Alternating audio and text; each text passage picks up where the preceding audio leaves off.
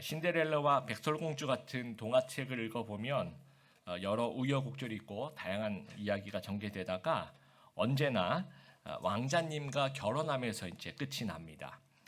그 이후에는 어떻게 살았는지 안 보여줍니다. 그래서 많은 분들이 추측하기에는 결혼 이후에 어떻게 사는지 더 이상 보여주면 동화책이 아니라 사랑과 전쟁이 되기 때문에 동심을 파괴하기 때문에 아마 안 보여주는 것은 아닐까 이제 그렇게 말씀하시는 분들이 있습니다. KBS의 부부 클리닉 사랑과 전쟁 1999년 이후에 이혼이란 한 주제로 15년 동안 600회가 진행되는 동안에 그리고 이제 막을 내렸는데요. 600회 이 소재가 고갈되지 않을까 많은 분들이 걱정하셨는데 작년 우리가 2021년이죠. 한 해 우리 대한민국에서 약 10만 쌍 정도가 이혼을 한다고 합니다. 그렇다면 하루로 계산해 보면 하루에 한 300쌍 정도가 이혼을 하고 있는 셈이 됩니다. 그래서 이제는 그 이혼이 어색하지 않은 그런 시대가 되었고 또 하나의 사회 현상으로 자리를 잡았습니다. 그래서 방송에서도 이제 여러분 듣다 보면 어떤 이혼 예능이라고 하죠. 그런 것들이 굉장히 많이 보이고 있습니다. 기독교인들은 이혼을 어떻게 생각할까요? 2013년 한목협 한국기독교목회자협의회에서 설문조사를 했는데 목회자들의 47.4% 한 약 절반에 해당하는 목회자들이 상황에 따라서 이혼이 가능하다라고 생각을 했고요. 평신도들은 그것보다 좀 높습니다. 60.9%가 가능하다라고 답을 했습니다. 그래서 이혼을 어떤 보편적으로 생각하는 사회 분위기와 큰 차이가 없더라. 기독교인과 기독교인이 아니더라도 뭐 비슷한 생각을 가지고 있더라라는 겁니다. 미국에 있었던 일입니다. 어느 목사님이 주일 예배 때 이혼에 대한 설교를 했어요. 그랬더니 성도 한 명이 이제 목사님을 고소했습니다. 그 이유는 이혼을 이제 심각하게 고려했던 여자 성도님이셨는데 그 목사님 설교를 듣고 조금 생각하는 시간 가져 잠시 보류.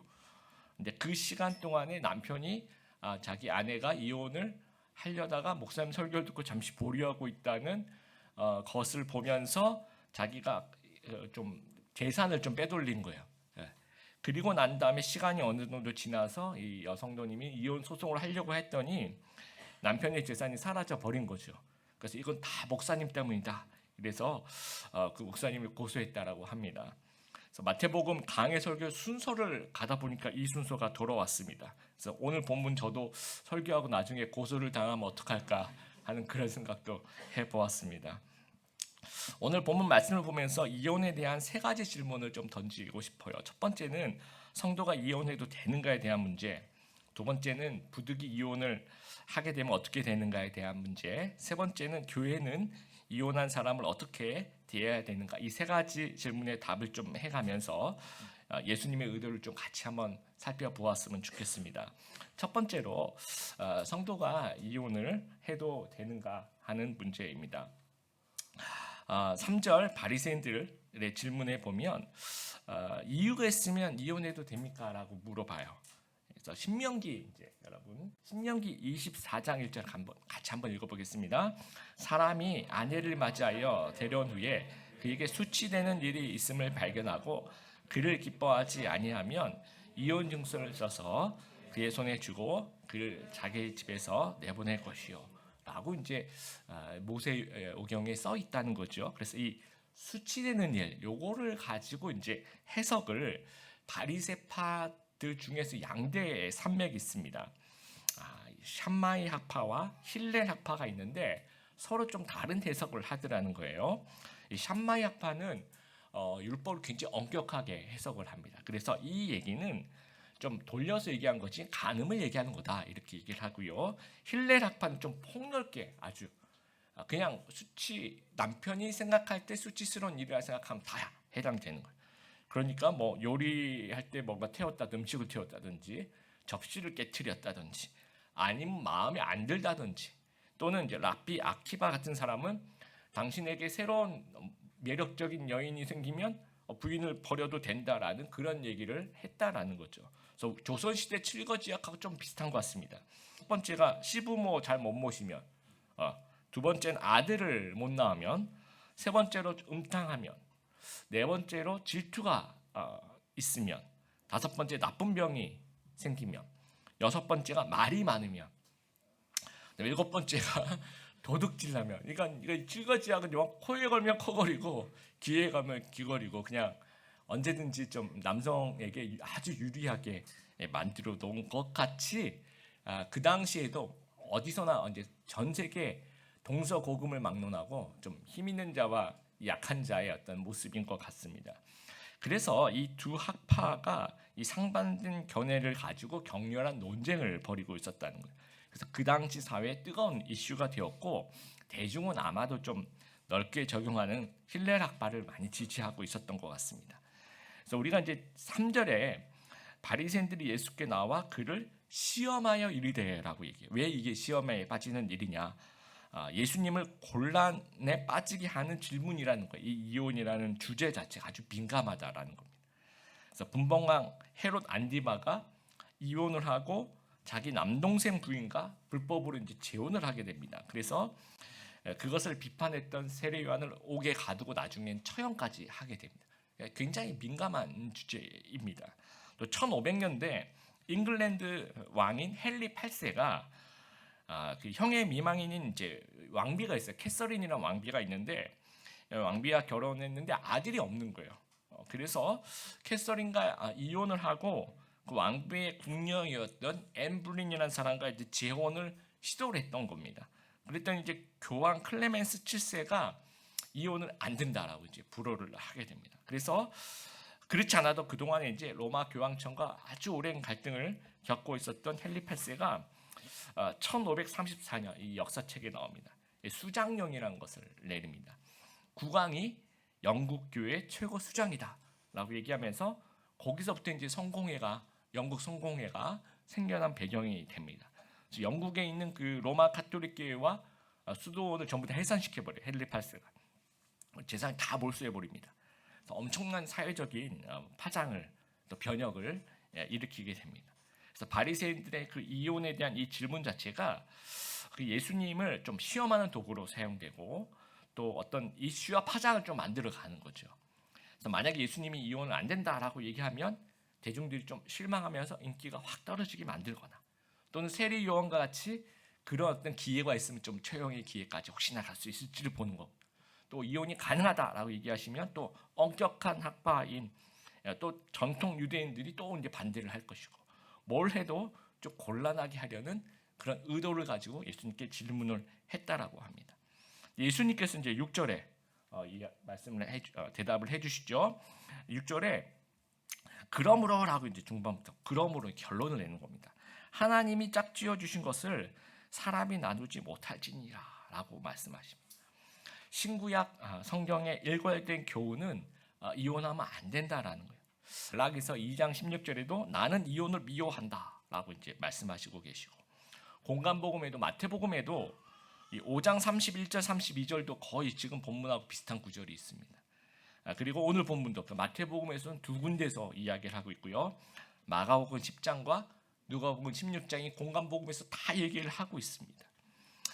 그리고 이 9절에 이제 나와 있는 말씀. 내가 너에게 말하노니 누구든지 음행한 이후에 아내를 버리고 다른 데 장가든 자는 간음하며. 이 얘기가 이혼을 사람이 결정하게 되면 하나님이 보시기에는 계속 결혼 중이라는 이야기입니다. 그래서 이제 간음이 된다라는 이야기를 하고 있습니다. 그랬더니 이제 바리새인들이 이제 반론을 이제 7절에 여짜오되 그러면 어찌하여 모세는 이혼 증서를 주어서 버리라 명하였나이까. 아까 우리가 읽었죠. 신명기 24장에 모세가 수치스러운 일이 발생되면 이혼 증서를 써서 주어라라고 이야기하는 것은 이혼을 허락한 것이 아니냐라고 바리새인들이 이제 반론을 하게 됩니다. 그래서 이제 8절에 예수님께서 그것을 다시 한번 재해석하시면서 다시 한번 말씀을 해주십니다. 예수께서 이르시되 모세가 너희 마음의 완악함 때문에 아내 버림을 허락하였거니와 본래는 그렇지 아니하니라. 그래서 너희 완악함 때문에 그런 거지 본래는 그렇지 않다. 이 완악함이라는 이야기 원어로 보면 여러분 이혼이라고 우리는 오늘날 용어로 번역이 되어 있는데 이 헬라어 자체는 이제 버린다라는 뜻이 강한 겁니다. 그래서 그 당시는 뭐 합의 이혼 뭐 이런 단어 자체가 없었고요. 그냥 일방적으로 남편이 부인을 버리는 거예요. 그래서 3절에 보시면 그 아내를 버리는 곳이 옳입니까? 라고 이제 똑같은 단어인데 또 3절만 있는 것이 아니라 7절에도 버리라 명하였나 이렇게 버리라는 말을 쓰죠. 또 8절에 보니까 아내 버림을 허락하였다. 그러니까 여성이 일방적으로 버림을 받는 분위기라는 거예요. 그래서 억울하게 쫓겨나면 그 당시는 이제 생활을 할 수가 없는 겁니다. 여인이. 그래서 이혼 증서를 통해서 이제 재가를 허락하는 거예요. 그래서 과부 증명서를 만들어서 일종의 그것이 이제 사회 보장 제도가 되어서 당시 그 약자인 여성을 보호하는 차원이지. 그것이 너희의 완악감 때문에 그런 것이지 원래는 안 된다는 말씀을 하고 있습니다. 근데 우리나라 이제 시대별 이혼 사유를 이렇게 보면요 좀 변하고 있어요. 1970년대 80년대 보면 이제 가정 폭력이 굉장히 그 이혼 사유 엄청 최고 높습니다. 근데 2010년 이후로 가면 성격 차라고 해야 될까요? 그러니까 삶의 질에 대한 고민이 굉장히 있어요. 그래서 이제 배우자가 도저히 이해가 안 되는 거예요. 막 대화도 정말 안 되고 애정도 이제 많이 상실되고 실망을 하는 거죠. 내가 이런 사람인지 정말 몰랐다. 그러면서 이제 다툼이 지속되고 고성과 말하면 오고 가며 상처를 주는 거죠. 그래서 한 집에 있는 것이 같이 있는 것이 너무 숨이 막히고 불행하다는 거예요. 도저히 못 참겠다라는 거예요. 그런데 왜 하나님은 이렇게 힘들어하고 있는 사람에게 이혼하지 말라고 얘기하느냐라는 겁니다. 이게 되게 가혹하게 보이고 그러면 하나님 우리는 그냥 쇼윈도로 이렇게 계속 살아야 됩니까? 라는 질문을 할 수 있다라는 겁니다. 여기서 우리의 삶의 의미와 행복에 대한 얘기를 좀 했으면 좋겠습니다. 미국 플로리다주 주립대 심리학 교수인 로이 바우마이스터라는 교수님이 성인 400명을 대상으로 삶의 의미와 행복에 대한 설문조사를 벌린 거예요. 그러니까 행복감을 추구하는 삶과 의미를 추구하는 삶이 있는데 이 둘 중에 어느 쪽이 더 행복하고 어느 쪽이 더 만족하느냐라는 겁니다. 그래서 이제 연구 결과 행복을 추구하는 사람들은 오히려 행복하지 않을 가능성이 더 높더라는 거예요. 실제로 안 행복하더라는 겁니다. 의미를 추구하는 사람들이 오히려 삶의 만족도가 높고 육체적인 또 정신적인 건강도 높고 자존감도 높더라는 거예요. 이 행복을 추구하는 것, 이 행복이라는 것은 우리의 어떤 욕망과 욕구가 채워져야지 이 행복을 느낍니다. 그래서 이게 늘 채워지는 것이 아니죠. 왜냐하면 욕망과 욕구가 늘 채워지는 것이 아니기 때문에. 그러니까 대부분 불행한 거예요. 또 이것이 자기에게 이제 몰두되어 있는 거예요. 이 욕망과 욕구라는 것이. 그러니까 당연히 이기적인 태도가 나올 수밖에 없고 이 어렵고 복잡한 관계를 피하려는 그런 충동이 생길 수밖에 없다라는 겁니다. 그러니까 이런 어떤 삶을 포커스를 맞추는 삶은 대부분 좀 불행한 거예요. 근데 의미의 삶에 좀 포커스를 맞추는 삶은 시간을 대할 때도 행복에 포커스를 맞춘 사람은 지금 내가 행복해야 되는 거예요. 지금, 오늘, 현재. 그런데 의미를 생각하는 사람은 지금만 생각하지는 않습니다. 아주 삶을 폭넓게 보는 거죠. 과거, 현재, 미래를 통합하는 시선으로 본다라 시야가 아주 넓은 겁니다. 그래서 어떤 역경과 나쁜 일, 또 원치 않은 일, 방해하는 요소가 이제 발생을 하잖아요. 그러면 행복을 추구하는 사람들은 그 어떤 방해하는 요소 앞에서 역경과 나쁜 일, 고난 앞에서 뭔가 자기 욕구가 충족이 되지 않는 거죠. 그러니까 불행하다고 느끼는 거예요. 그런데 의미를 추구하는 사람은 그 어떤 역경 앞에서 그 의미를 묵상하게 되는 거예요. 또 그 과정을 이해하게 되는 겁니다. 또 더 큰 기다림과 희망을 품게 되는 거예요. 그래서 그 어떤 내 앞에 가로막은 그 무엇인가를 더 진지하게 그것을 마주보게 된다는 거예요. 그러면서 행복이 찾아온다라는 거예요. 그래서 빅터 프랭클이라는 교수는 행복은 추구할 수 있는 대상이 아니라 결과로서 나타나는 것일 뿐이다. 다시 말씀드릴게요. 행복은 추구할 수 있는 대상이 아니라 결과로서 나타나는 것이다라는 말이에요. 그래서 이제 결혼에 있어서 마찬가지입니다. 결혼 생활의 행복을 추구하는 사람이 있고 또 결혼의 의미를 추구하는 사람이 있을 수 있다라는 거예요. 그런데 결혼의 행복을 추구한다면 뭐 이런 거죠. 막 성격 차가 다 극복이 돼야 돼. 뭐 대화도 잘 돼야 되고, 그다음에 뭐 모든 생각이 우리에 다 일치돼야 되고, 그다음에 뭐 내가 원하는 대로 다 결정이 돼야 되고, 상대방이 내 말을 잘 들어야 되고, 막 그렇게 생각을 하는 것에서 행복을 찾는 거예요. 그런데 여러분, 우리가 남자와 여자가 만난 것도 있지만 이 신학적으로 보면 죄인과 죄인이 만난 거예요. 아주 죄인 중에 괴수와 죄인 중에 또 다른 괴수가 만난 겁니다. 그래서 우리 안 믿는 사람들이 이렇게 표현하죠. 화성에서 온 남자, 금성에서 온 여자, 그렇게도 표현을 합니다. 그리고 여러분, 아담은 재료가 달라요. 뭡니까? 아담은 흙으로 만들었죠. 하와는 뭘로 만들었어요? 뼈. 재료가 달라. 이걸 뼈가 더 강하다 이렇게 또 싸우시면 안 됩니다. 그러니까 하나님이 아담을 만드는 재료와 하와를 만드는 재료가 일단 우리는 태생부터가 다른 재료로 만들어진 사람들이에요. 여러분, 우리 자녀들하고도 피가 섞인 자식들하고 잘 맞아요? 잘 안 맞죠, 그렇죠? 예. 그런데 남과 남이 만났는데 서로 안 맞는 게 당연합니다. 서로 가끔 가다가 의견이 일치되면 그거는 감사헌금 해야 돼요. 이건 진짜 기적에 가까운 그런 일입니다. 예. 그래서 나의 욕구와 욕망이 채워지지 않을 이유가 너무너무 많다는 거예요. 그래서 그 행복에 초점을 맞추면 나의 욕구와 욕망이 계속 안 맞는 거예요. 그래서 계속 불행하게 되는 겁니다. 근데 결혼의 의미에 초점을 맞추면요, 결혼의 의미가 무엇입니까? 6절 말씀이에요. 그러므로 하나님이 짝지어 주신 것을 사람이 나누지 못할지니라. 이 신적 제도라는 거예요. 아주 신성한 제도라는 겁니다. 그래서 이 신성한 언약이 이제 결혼의 의미가 되는 거죠. 약속한 거, 하나님 앞에서. 또 상호 사랑과 복종, 이것이 그리스도와 교회 관계를 나타내는 거죠. 부부가 서로 사랑하면서 서로 복종하는 거, 상호 작용을. 또 결혼의 목적은요, 행복이 아니라 거룩입니다. 따라해 보겠습니다. 결혼의 목적은 행복이 아니라 거룩이다. 예, 우리가 결혼하는 목적은 행복하려고 하는 것이 아니라 거룩하기 위해서, 하나님께 영광을 돌리기 위해서 결혼하는 겁니다. 또 우리가 12절에 어머니 태로부터 이 고자라는 말이 좀 2000년 전에 쓰인 말이라서 이 번역을 저희들이 한다면, 오늘날 제가 번역한다면 이렇게 번역할 것 같아요. 비혼이라고 번역할 것 같아요. 사람이 만든 비혼도 있고 천국을 위하여 스스로 비혼한 사람이 있습니다. 충분히 있습니다. 그러니까 비혼의 목적도 하나님께 영광을 돌리는 거예요. 결혼의 목적도 마찬가지입니다.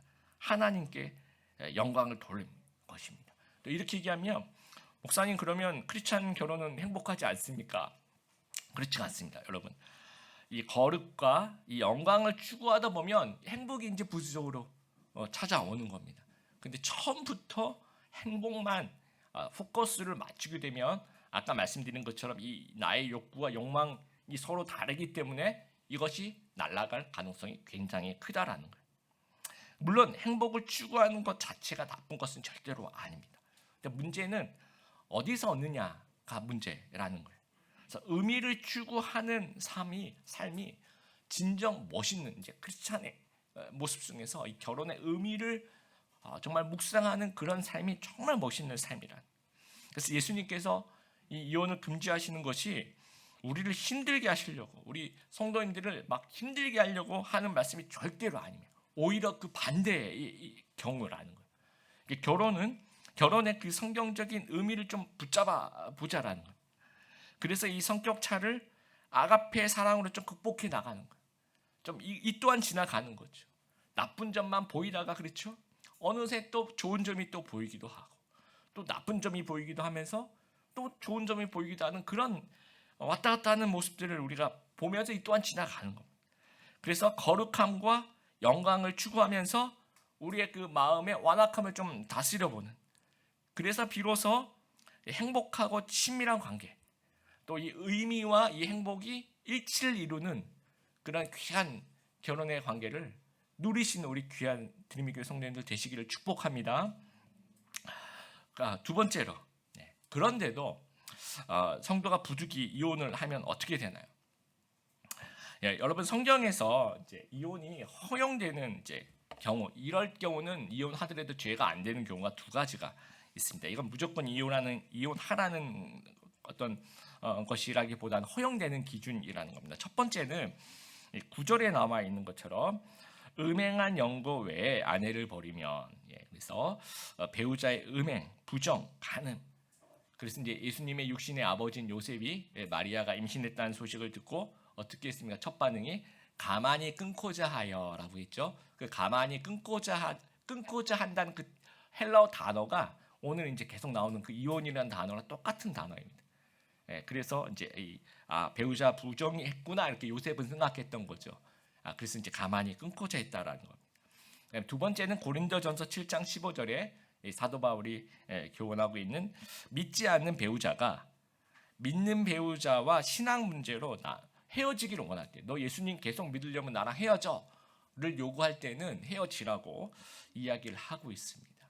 또 이것과 별개로 좀 고민해 보아야 될 부분이 많은 분들이 좀 고민하고 있는 문제입니다. 이 작은 악의 선택의 가능성. 이 결혼을 유지하는 것이 오히려 더 큰 악이 되는 경우가 있을 수 있습니다.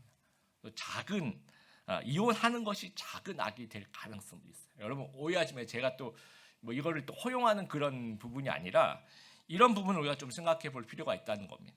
그래서 배우자로부터 아주 심각하게 학대당하고 위협당하는 경우도 얼마든지 있을 수 있다라는 거예요. 아주 소수이겠지만, 근데 우리 하나님은요, 이 학대하는 자로부터 학대받는 자를 보호하시는 하나님이라고 생각합니다. 그래서 이렇게 심각한 어떤 더 큰 악이 생길 가능성이 있는 것들로부터 제일 중요한 분리되는 것이 제일 중요하고요.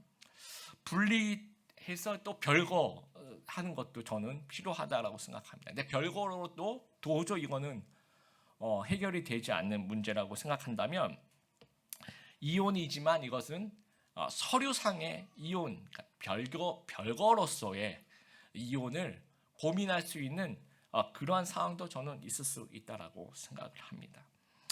그래서 성경에서 허용하는 그러면 이 두 가지 예외 규정, 뭐 배우자의 부정이라든지 믿지 않는 자가 믿는 배우자에게 신앙 문제로 헤어지자고 얘기하는 그런 규정이 아니라 그냥 성격차로 또 작은 악의 선택으로서 그런 이혼을 했다면 그럼 어떻게 되느냐는 겁니다. 그래서 제가 질문을 한번 던져보겠습니다. 여러분, 이혼은 하나님께 용서받을 수 있는 죄입니까? 어떻게 생각해요? 그렇습니다. 맞습니다. 용서받을 수 있는 죄입니다. 그래서 그럴 수 있는 것입니다. 제가 누군가가 저한테 목사님 거짓말 해도 됩니까? 라고 물어보면 제가 뭐라고 대답하겠어요? 안 되죠. 그렇게 대답을 합니다. 교훈을 얘기합니다. 근데 거짓말하면 그 이후에는 접근이 좀 달라지는 거예요. 이미 벌어진 죄에 대해서는 우리가 회개하고 용서를 구하면서 위로와 회복의 방식으로 이렇게 접근을 하는 겁니다. 그러니까 누군가가 이혼해도 됩니까? 라고 물어보면 저는 안 된다 얘기 하겠죠. 그런데 이미 이혼했으면 어떻습니까? 이 접근이 달라져야 된다는 거예요. 어떻게 접근해야 됩니까? 회개와 용서와 또 위로와 회복으로 접근을 해야 되는 거예요.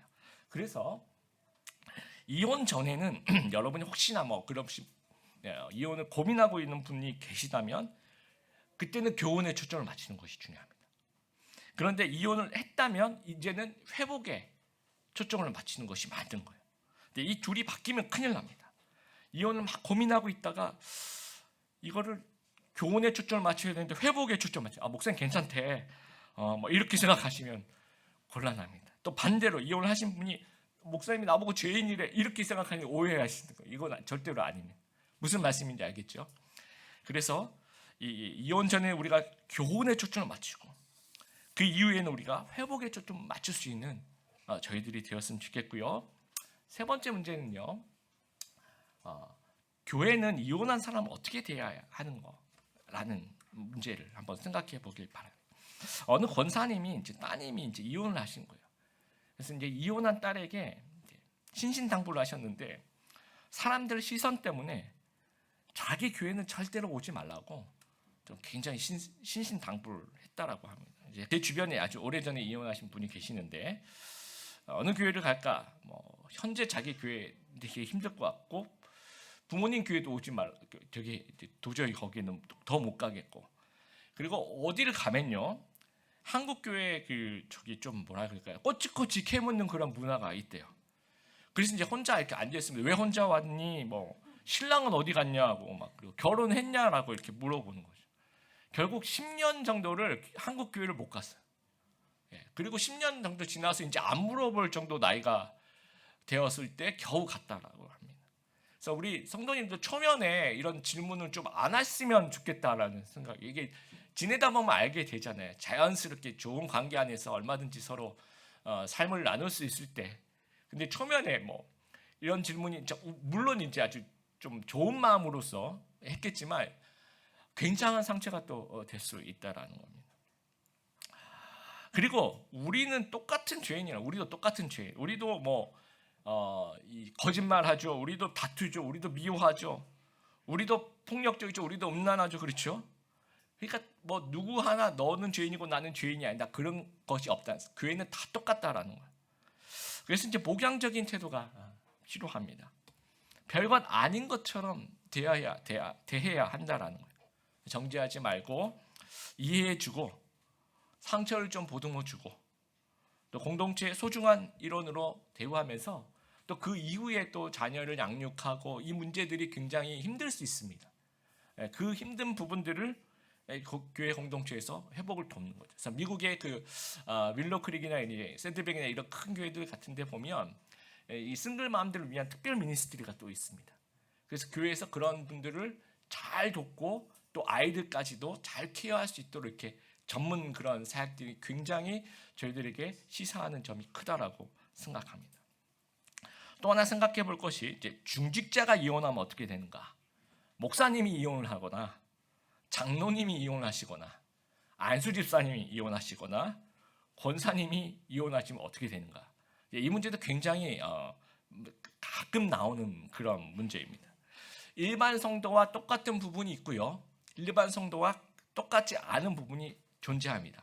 자, 일반 성도와 똑같지 않은 부분은 무엇이냐면 성경에서 중직자에게 요구되는 기준이 일반 성도하고는 좀 다릅니다.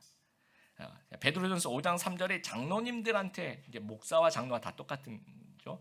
장로님들한테 주는 메시지는요. 양무리의 본이 되라는 거예요.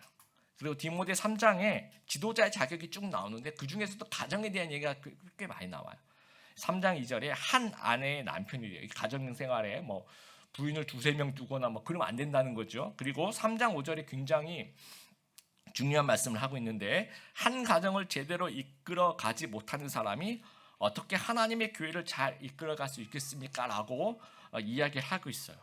그래서 중직자가 이혼했을 경우에는 제 생각에는 최소한 공식적인 회개는 좀 필요하다라고 봅니다.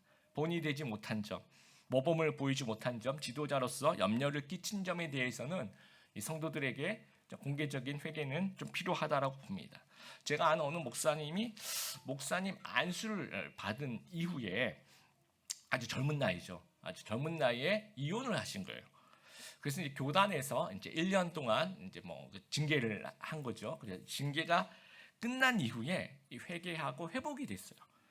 그래서 이분이 이제 지금은 정말 이분이 그랬어라고 생각할 수 있을 정도로 아주 한국교회 아주 존경받는 그런 목사님. 또 하나님을 아주 잘하는 그리고 아주 귀하게 쓰임 받는 지금도 이제 사역하고 계시는 그런 목사님이라고 생각합니다. 근데 일반 성도와 똑같은 부분이 있어요. 이것 용서받을 수 있는 죄라는 겁니다. 정죄하지 말고 똑같아요. 이해해주고 상처를 보듬어주고 공동체의 소중한 일원으로 좀 대우하는 그래서 회복을 좀 도울 수 있는 저희들이 되었으면 좋겠습니다.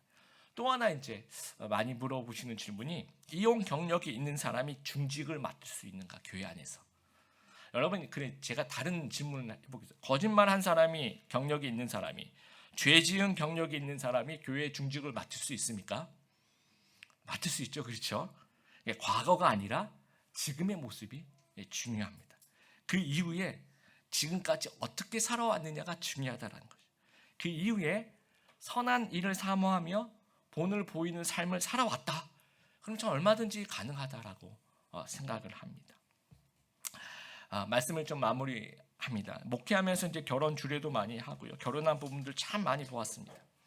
근데 누구든지 적응하는 기간, 이 죄인과 죄인이 만난 화성에서 오고 금성에서 와서 적응하는 기간이 좀 있더라고요. 그래서 어떤 부분은 뭐 몇 개월 걸리는 부부도 있고요. 또 어떤 부분은 신혼여행 갔다가 하루 차이로 따로 귀국하시는 그런 부부도 보았고요. 5년이 넘어서야 겨우 적응되는 그런 부부도 있고요. 10년 정도 걸린 그런 부부도 보았습니다. 그런 그 과정 속에서 힘들지만 하나님이 그 주신 가정을 좀 지키려고 막 스트러글하고 참고 인내하고 그 버텨내는 그런 좀 하나님이 주신 결혼의 의미를 그 붙잡으려는 그 모습이 참 감동적이었습니다. 그래서 적응 기간이 그렇게 끝나면 또 좋은 날이 와요. 왜냐하면 여러분이 누가 등 떠밀어서 결혼한 게 아니거든요. 그래서 여러분이 선택해서 그런 의미에서 우리가 다 원죄가 있어요. 그런 부분에서 그러니까 우리가 선택해서 결혼했을 땐 이유가 있어요. 사랑했기 때문에 결혼한 거예요. 그러면 처음에는 나쁜 모습이 보일지라도 살다 보면 가끔씩 좋은 모습이 가끔씩 그 1년에 한두 번 감사한 거 할 정도의 좋은 모습이 또 보이기도 합니다. 그때 그래 내가 이 모습에 결혼을 했구나 하는 그러면서 의미도 찾고 나중에 행복도 찾게 되는 거예요. 그래서 하나님이 우리의 그 결혼 관계 안에 원하시는 그 모습에 우리가 좀 순종해 보길 바랍니다.